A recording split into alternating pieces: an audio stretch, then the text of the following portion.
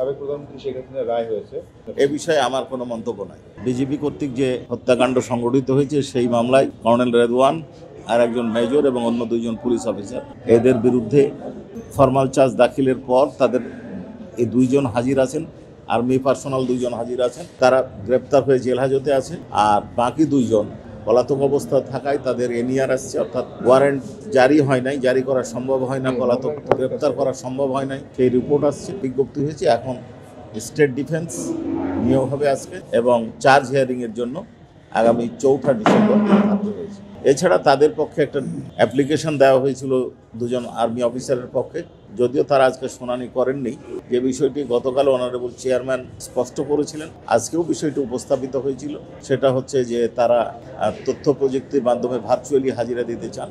এটা মঞ্জুর করার কোনো অবস্থা আমাদের দৃষ্টিতে বিবেচনাযোগ্য মনে হয়নি। তারপরে ওনাদের আবেদনের প্রেক্ষিতে এই অ্যাপ্লিকেশনটা অ্যাডজর্ন হয়েছে। এছাড়া আর একজন অ্যাকিউজডের পক্ষে একটা আবেদন করা হয়েছিল সাবেক আইজিপির পক্ষে, যে তাকে পরবর্তী যদি জিজ্ঞাসাবাদ হয় সেই জিজ্ঞাসাবাদের সময় যেন আইনজীবী উপস্থিত থাকার অনুমতি দেওয়া হয়। আমরা যেটা বলেছিলাম সেটা হচ্ছে যে এই দরখাস্তটা মেনটেনেবল নয়, কারণ তাকে ইন্টারোগেশন করা হবে বা হবে না এই বিষয়ে আমরা কোনো আবেদন দিই নাই, এবং তাকে ইন্টারোগেশনের বিষয়ে কোনো আদেশ ইতিপূর্বেও পেন্ডিং নাই, দিন নির্ধারিত নাই।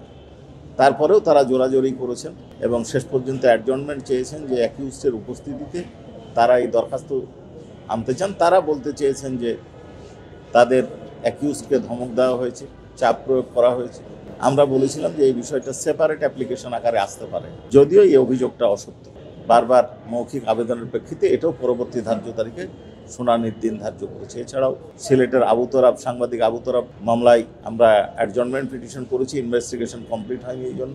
তেজগাঁও যে হত্যাকাণ্ড, 3টা হত্যাকাণ্ড সংঘটিত হয়েছে তেজগাঁও এলাকায়, তার তদন্ত প্রতিবেদন আমরা হাতে পেয়েছি, আমরা পর্যালোচনা করছি। এটার ফরমাল চার্জ দাখিলের জন্য আমরা সময় চেয়েছিলাম, 1 মাস সময় পেয়েছি। আশা করছি তার আগেই হয়তো তদন্ত প্রতিবেদন দাখিল করতে পারব। সর্বশেষ চাংখারপুর মামলার তদন্তকারী কর্মকর্তার জবানবন্দি গতকাল শেষ হয়েছে।